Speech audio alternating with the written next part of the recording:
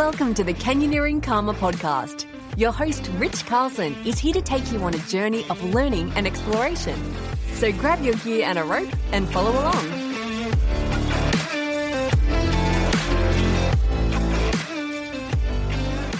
Hi, thank you for tuning in. The topic of this episode is what makes an anchor bomber. In the studio with me, I've got my guest co-host, Adolfo Asasi. How you doing, Adolfo? Hi, Rich. How are you? Hello, everybody. So with us, we've also got a number of people in the audience. A little later in the podcast, we're going to open things up to questions from the audience. So, bomb-proof anchors, or bomber. Obviously, it doesn't literally mean that we're building anchors that are able to withstand the detonation of an explosive device.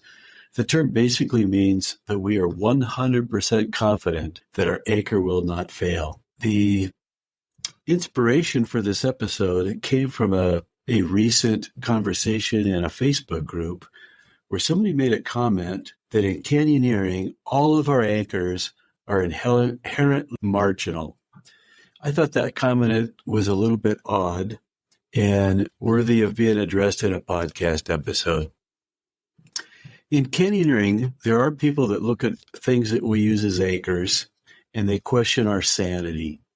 And quite often those comments come from rock climbers who compare the kinds of anchors they use in rock climbing to what we're willing to use in canyoneering.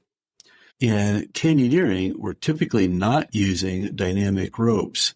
So anything that we do, we've got to be more concerned about it because our ropes are static and they're not going to have the ability to absorb impact. Now, the term bomber is relative. Is a bomber anchor something that has to hold 10,000 pounds? Does it have to hold 5,000 pounds, 1,000 pounds? I think a better way to look at it is it just has to hold the maximum load that we might put on that anchor. One of the factors that comes into play is fall factor, which is a bigger concern to rock climbers than it is to us as canyoneers. But other issues include mechanical advantage. A lot of people assume that just because I'm using mechanical advantage, I'm automatically going to increase the load on an anchor, but that is not the case. There's an it depends that comes into play.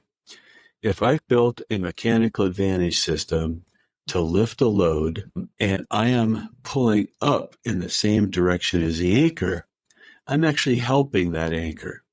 So for example, if I build a 3-to-1 mechanical advantage and I'm pulling up on it, it's called a 3-to-1 because I only have to have 1/3 of the load on me. The other 2/3 is going to be on the anchor. So in this case, I've actually reduced the amount of load that's going to be on the anchor while I'm hauling. While I'm resting, 100% of the load would be on the anchor. The only time I'd actually be increasing the load on the anchor is if I turned around and redirect and pulled against the anchor. So for example, if I took my 3-to-1 and instead of pulling up, I put another pulley on the anchor and started pulling down. Now I've increased the load on the anchor. Another thing that could increase the load on an anchor are vector forces.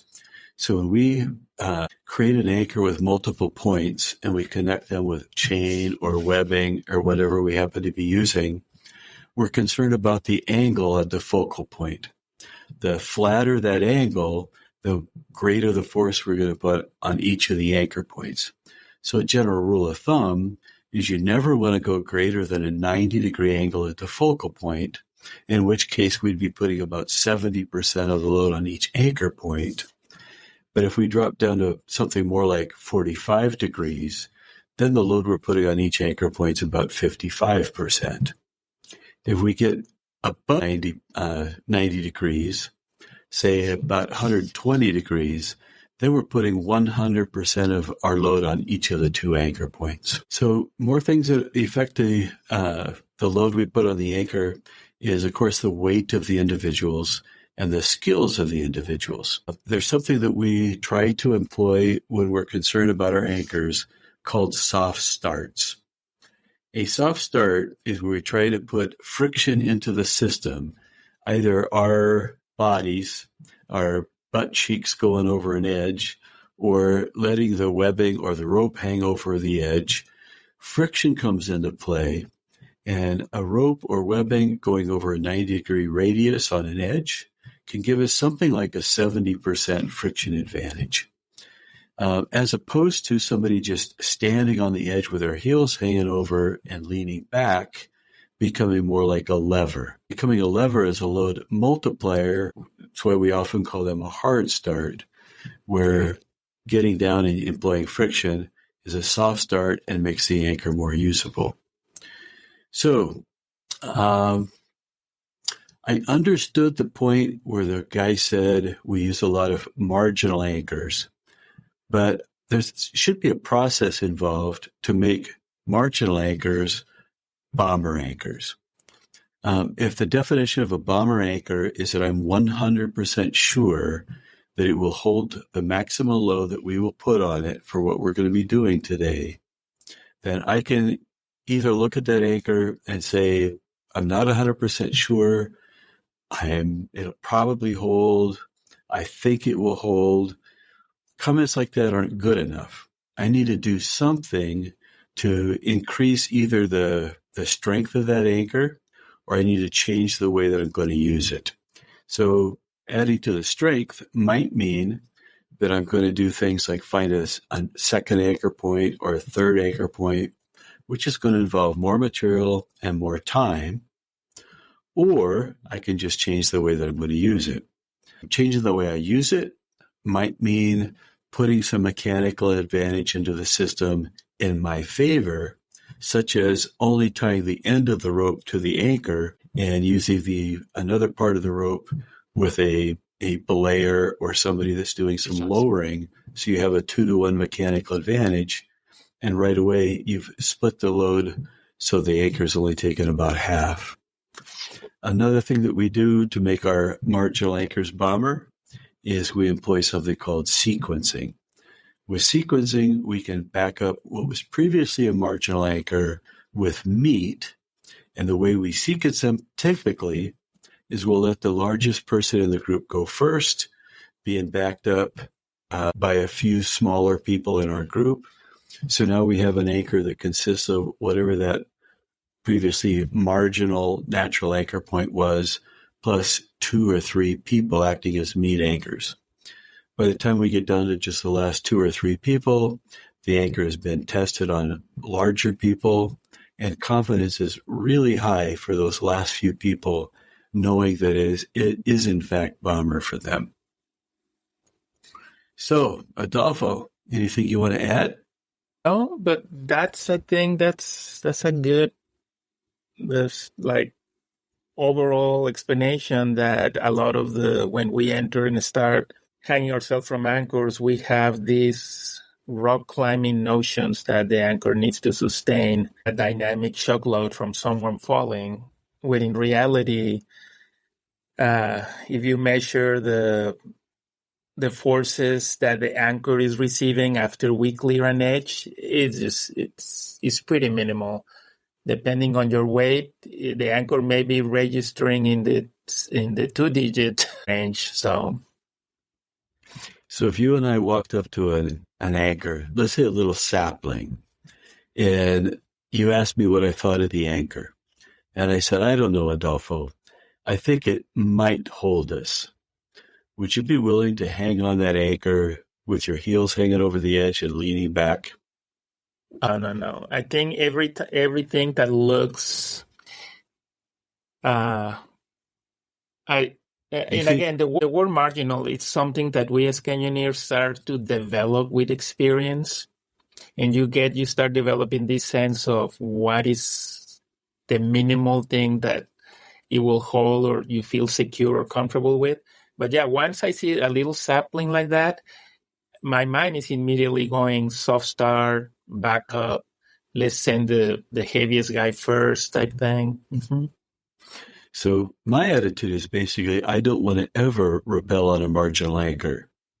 Right. That little sapling is marginal if I'm standing on the edge with my heels hanging over and leaning back like a lever. Right. If I do that, I'm going to look at you and say, I don't know, Adolfo, it might hold. But if I look at that same anchor and get down on my butt and slither off the edge and do a soft start, my confidence is much, much higher. Mm-hmm. Right. If I'm still saying, you know what, Adolfo, even with this soft start, that anchor makes me nervous. I'm bigger than you. I weigh about 200 pounds. So I might look at it and say, I'd feel a lot more comfortable if I had a piece of meat backing this up. So one of the lighter people in our group might look at it and say, I feel 100% confident in that anchor if I do a soft start. So I'll go ahead and do a backup for you. So it becomes bomber for me with a meat backup and bomber for that last person because I've tested it and they know they're 2/3 of my weight and they're good at doing soft starts. Right. Right. And I think the one thing, especially just going back to that initial comment that spurred this conversation, is we as canyoneers, we start targeting certain areas of canyoneering, certain areas, geographical areas, and especially here in the Colorado Plateau. If as a canyoneer is all you do, yeah, especially areas like the Norwest, the Swell, all the central desert, Tikaboo Mesa areas, Escalante. I can see after years and years of just doing those canyons, you can really get into the mindset that you treat every anchor as a marginal anchor. But when you go to other areas, that's not the case, right? It's a different case. Well, I think one of the things that happens is just the what people claim is the ethics in different areas. Canyoneering happens to draw a lot of engineers who like the problem-solving aspect of canyoneering. And they come to an edge and they say, I want to solve this problem because it's a dry canyon. And the challenges in dry canyons are not as great as they are in swiftwater canyons. I shouldn't say not as great. I should just say a different type. In swiftwater canyons, you've got your hands full just dealing with the swiftwater and the hydraulic problems and so on. So it's very common to be using bolts as anchors in swiftwater canyons. Mm-hmm. In dry canyons, there's some physical challenges with climbing moves and high stemming and that kind of thing. But the real problem-solving part of it is figuring out what to use as an anchor. And it's almost viewed as kind of a rite of passage that you're not a real hardcore canyoneer until you've rappelled off of something that's marginal. And I just think that's kind of a dumb way to look at it. I don't want to rappel off of an anchor, putting my life at risk. I'm willing to look at an anchor and say, if I don't change the way I use this anchor, or if I don't back it up, it would be marginal and risky.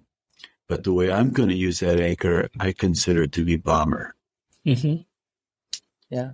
The way I have learned to use those anchors, I go to places or canyons that are seldomly done, or I'm exploring them. I don't want to carry a bolting set, and I explore those canyons. I do saplings at the entrance, maybe deadmans in the middle, or sandbags or pot shots. And we complete the canyon and we are happy. We treat every one of those anchors as marginal. We make them secure. We do backups, soft starts. But when I finish those canyons, I don't go, you know what I want to do? I want to bring every weekend people here to do exactly the same thing I did. Right? Maybe I will bring a couple of friends to show them around, but I don't think that's a way to bring big trips of canyoneering and high traffic into a canyon. I don't think those methods are meant to be used that way.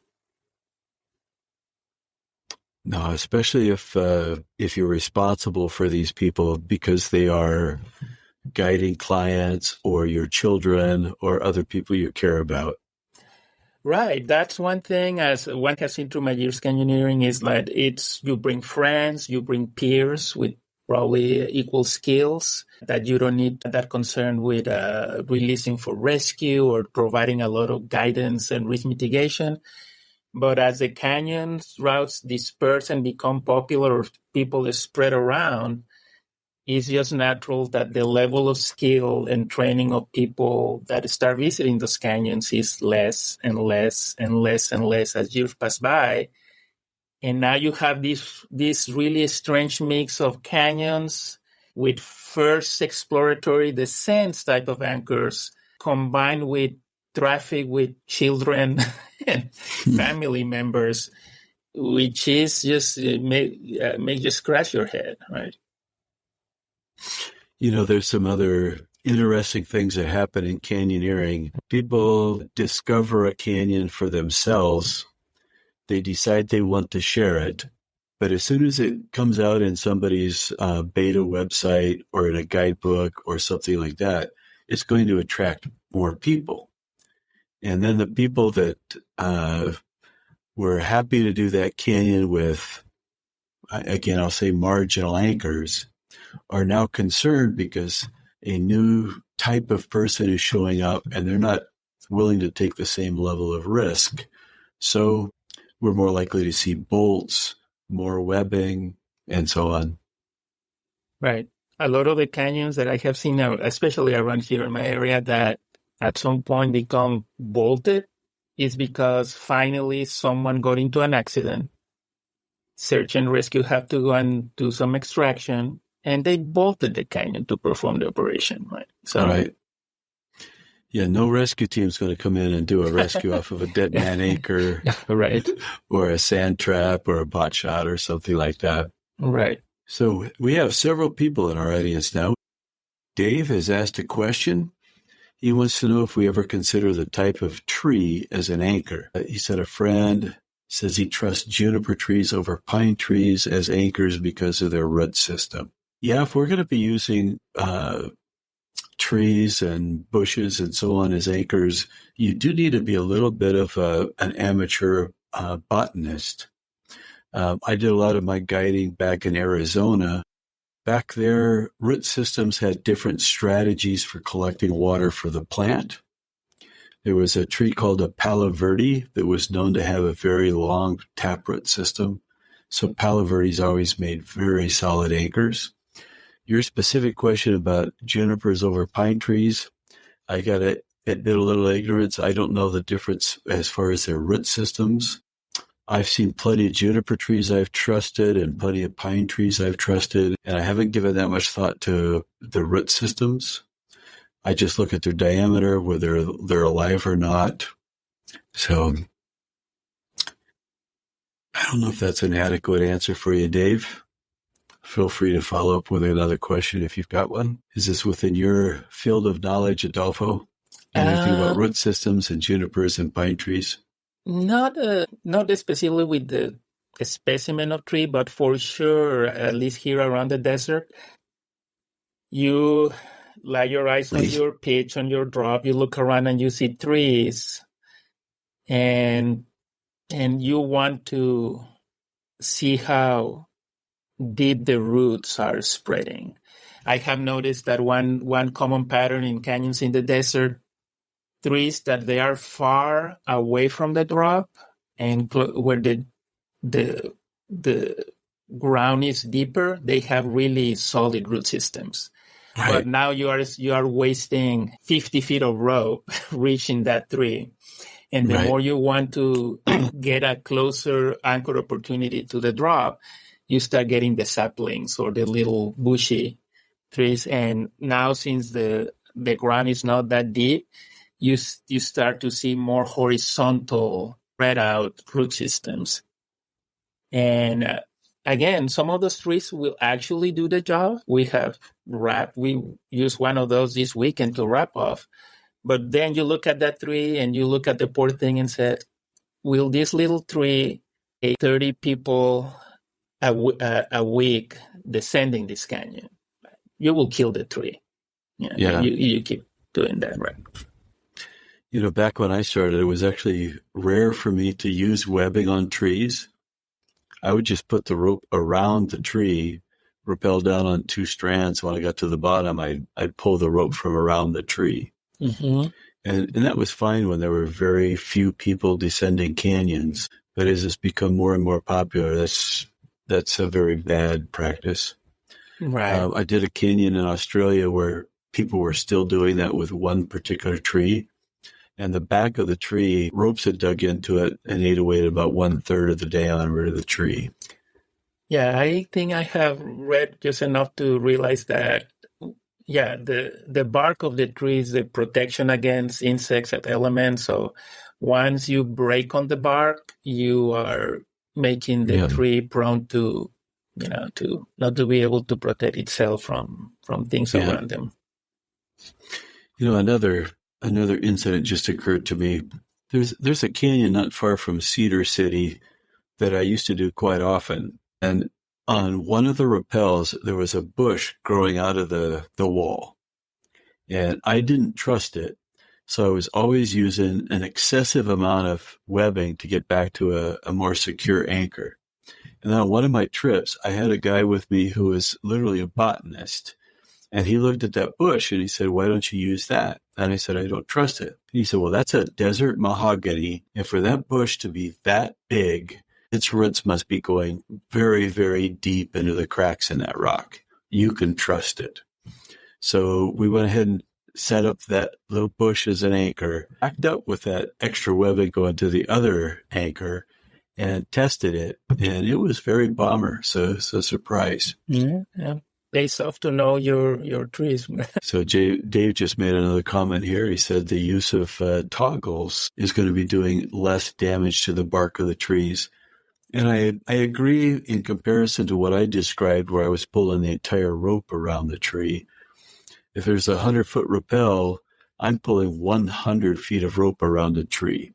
If you're using a toggle type of a system, the only thing you're pulling around the tree is the tail of the rope. So certainly, Dave, you're right on that. So another question from Dave. Can you discuss what methods you use for bolts in Class C canyons? For example, do you thread the rope through the bolt or do you use add webbing in the bolt as make a master point? Dave, about I think a year ago, we produced a document along with a friend of mine named Pepe Benavides in Guadalajara, Mexico, about clean rigging on bolts.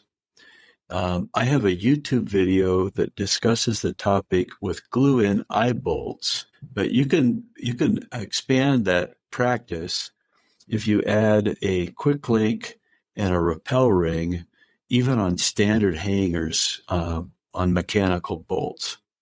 But the idea is you can run your rope directly through the rappel rings or the eye bolts.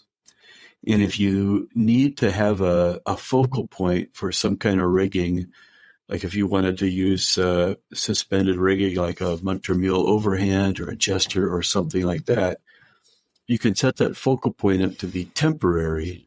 And then when everybody's down but the last person, it could be removed. So there's nothing left behind, no webbing, no chain, anything like that. And it's an important consideration in Class C canyons, in part because anything that you leave behind, like chains or webbing, can create a basket that can catch debris as it comes down with water flow.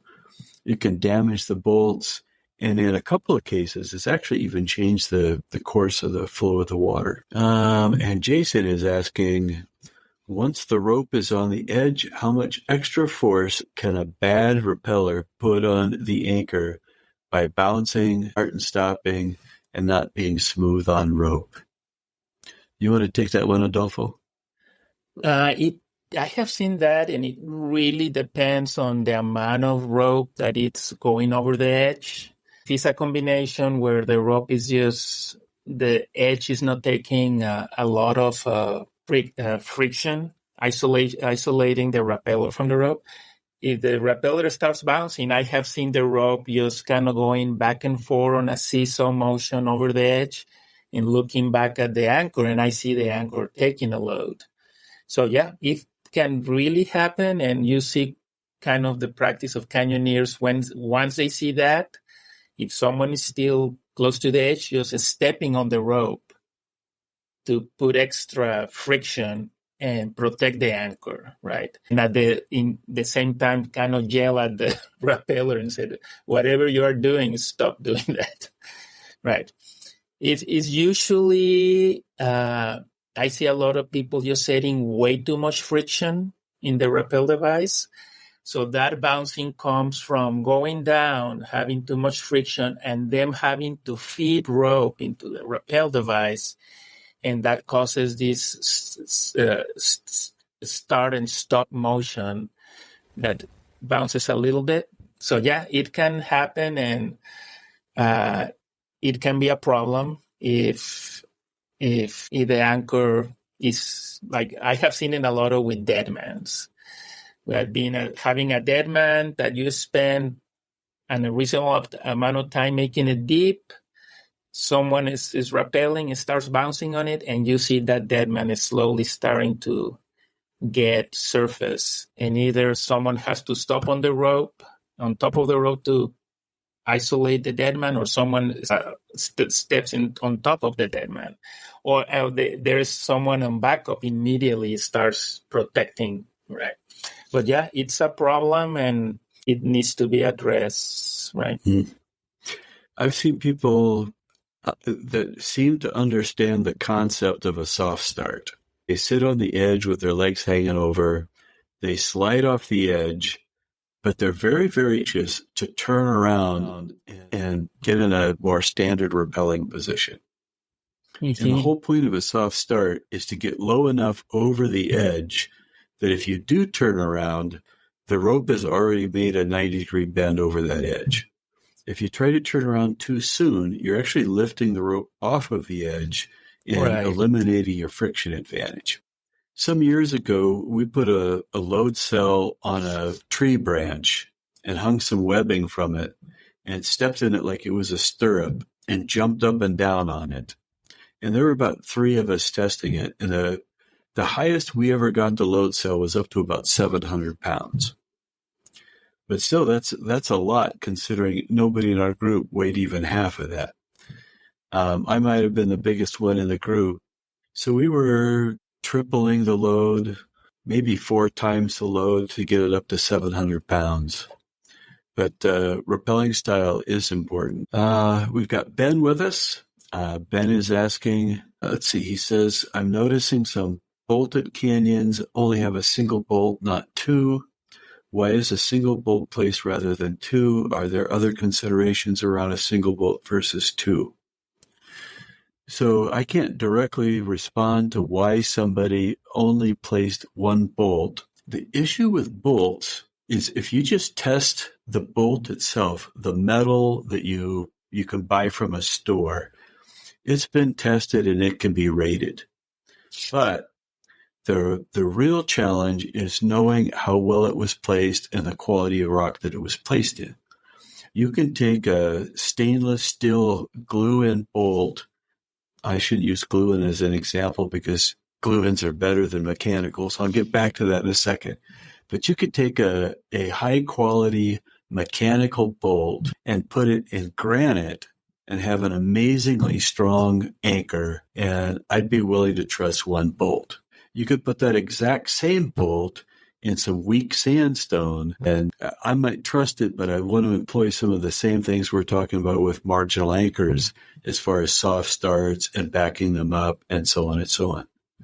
So I caught myself on the glue-in bolt example because if you use glue-in bolts, even in weak sandstone, the sandstone will actually be stronger if you're using the right kind of glue and you do a good job of placing the glue in. Would I trust a single bolt? It depends. A good rock, yes. A weaker rock, no. Yeah, I have seen some bolts being placed in the last 5 years around the area. And there is some areas here that they are limestone. And the limestone in this particular layer is kind of difficult to find a big enough block that is not has some sort of fracture or crack. And it's hard to tell just how deep that crack is. So you see like gluing, bomber, super reliable limestone in it on itself. Like, yeah, it's gonna hold. Giving the anchor opportunity and how convenient you want that anchor close to the edge, options start to slump pretty thin, and that's when you go, you know what? Let's put a second bolt just in case this block of limestone is just isolated by all these cracks. If they are deep enough, that at some point may dislodge, right?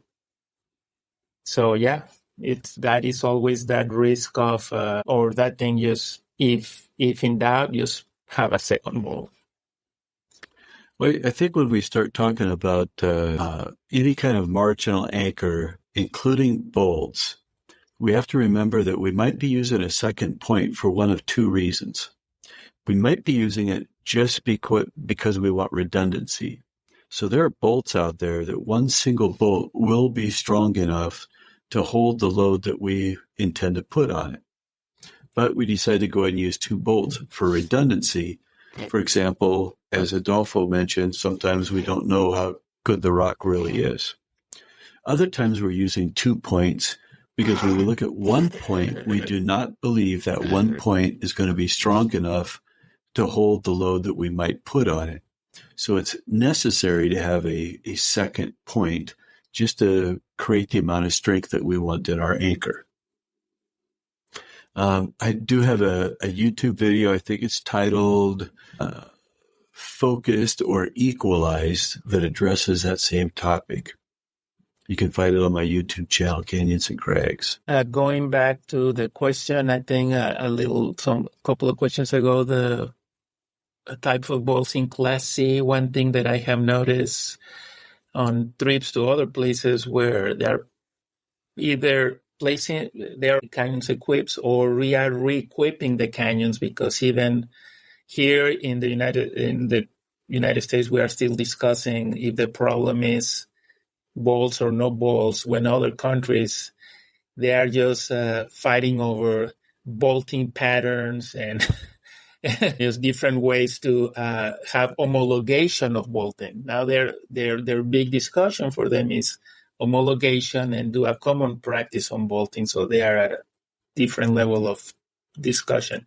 But one thing that I have noticed is that they kind of combine at the entrance of the canyon. Usually you find what we are used to is like some webbing or some sort of, they don't use webbing. They use ropes to put around a tree to drop into the canyon. Right.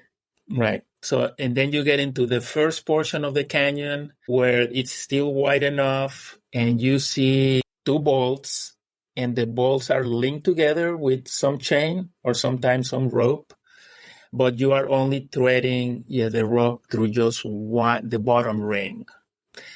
And the other bolt that you are pointing at is just not taking any load. It's not for distribution of load. It's just as a backup. Yeah. But as the canyon continues lower and it's narrower, and you can see how the levels of the flow on those narrow passages will go up very easily, the bolts are no longer linked. Now it's the two isolated hangers with rings or glue-ins with rings. And you are supposed to do what you described, which is you are providing the linkage yourself with a temporary anchoring system.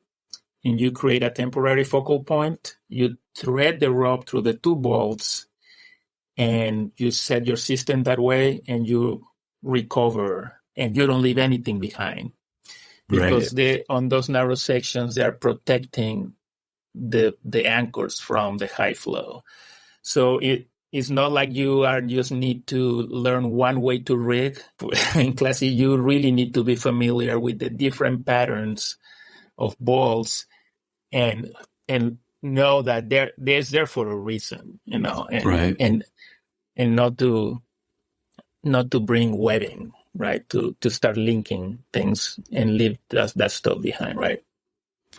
In Europe, the greater acceptance of bolts has also led to a greater quality of bolting.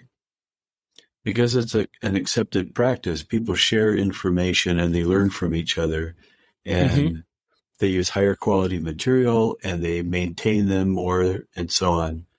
Some of the canyons that I was doing in France and Italy back in the 90s, somebody told me the mayors of the local community accepted responsibility for the canyons within their territory and would actually pay people to go ahead and maintain the anchors because, this is my jurisdiction. I want to make sure people have safe anchors in the canyon. Here in the United States, it's almost the exact opposite. Land managers would never want to have that kind of liability. So they just leave it to canyoneers to duke it out and decide. And all the bolting seems to happen in the dark. Nobody knows who bolted what, right? Because nobody wants to be the focal point of criticism so the bolting gets done anonymously and in the cover of darkness. So and I also believe that some of the bolting in the United States is of lower quality because people are not learning the right way to do things, because they are afraid to come on to public forums and ask for advice on the right way to place bolts, what kinds of bolts to select for different types of rock, and so on. And it's a shame. It's a shame. We went through a somewhat positive round of rebolting here in the last 3 or 4 years. Some people came in the public and said, hey, we want to rebolt some canyons. And they use good quality bolting, good methods, but unfortunately, the location of the bolts remain awfully far back from edges. So now these new glue-ins that they're going to be there for the last probably 50 years are going to be producing rope grooves for the next 50 years, right?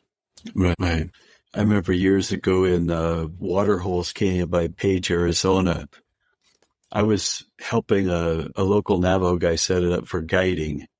And when we went through the canyon, somebody was there ahead of us and placed bolts in some of the most ridiculous locations.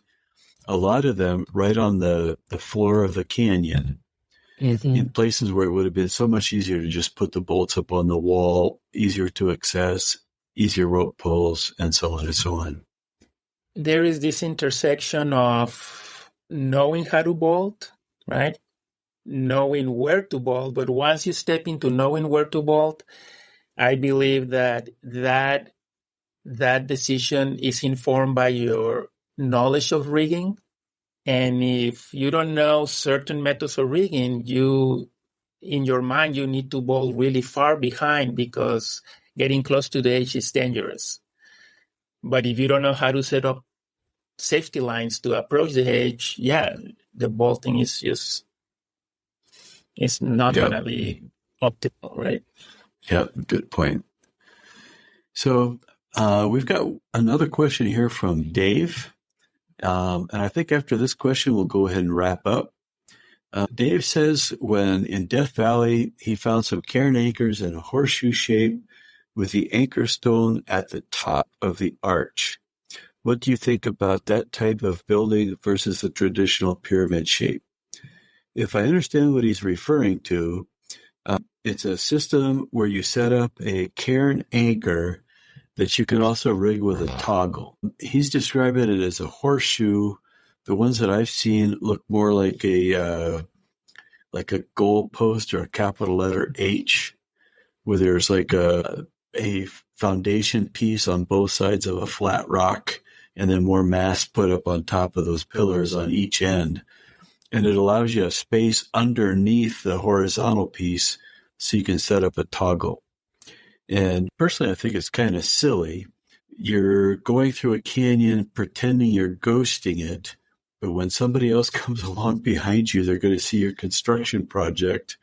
I don't think God built a pile of rocks in the shape of a capital letter H.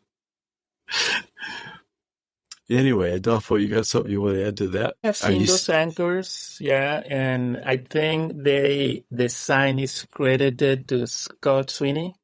Yeah, a that's guy what I was that thinking. opened a lot of canyons in Death Valley.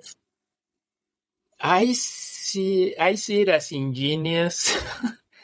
It has some design points, but it's kind of built on a premise that it's kind of a makes you scratch your head. Yeah, it's definitely for toggles, and I think once people saw that, they started also to change the traditional pyramid pile of rocks to kind of follow that shape, but maybe not elevate the keystone. Now, the positive outcome of that is that even if you don't use toggle and you use a keystone, leave the keystone exposed so you can inspect the webbing.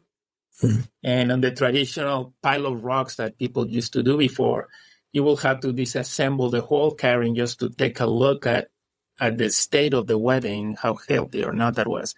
So now either you have that elevated bridge to do the toggle, or you have a big rock behind sitting at the back of that H or U shape, and it's more inspectable. So it's kind of a good thing. But again, I mean, if someone is having heartburn because walls are altering the natural state of the canyon, that these things are just a monstrosity, right, in the middle of a canyon. But yeah, I guess it's giving the presets that canyoneers are playing with. In a way, it's kind of a positive thing, just more inspectable, easier to maintain. You don't have to disassemble the whole thing. Yeah, but that's where we are at, Yeah. Back in the 90s, I've spent some time in New Zealand, and a friend of mine from France was setting up a guide service. One of the things he had to do to get approval was talk to the local Maori tribe. And one of the things they asked him is, what will you be using for anchors when you descend these canyons? And he said, I'm going to put bolts in the rock. And they said, perfect. Rock is dead. We don't care about it. But if you use any living thing, such as trees, plants, so on, those are sacred to us, and we would turn you down for a permit. So, completely different attitude. Yeah, interesting. Yeah, that's a different way to look at things. Mm-hmm. Anyway, we're going to go ahead and wrap up this episode. I appreciate everyone joining us this evening, and thank you for your time, Adolfo. It's always a pleasure. Thank you for the invite, and thanks everybody for joining in today. Okay. Bonus material for this episode is available in the podcast section of my website, canyonsandcrags.com. Be sure to check it out at canyonsandcrags.com. Thank you for joining us at the Canyoneering Karma podcast. We hope you enjoyed this episode. Until next time, have fun, be safe.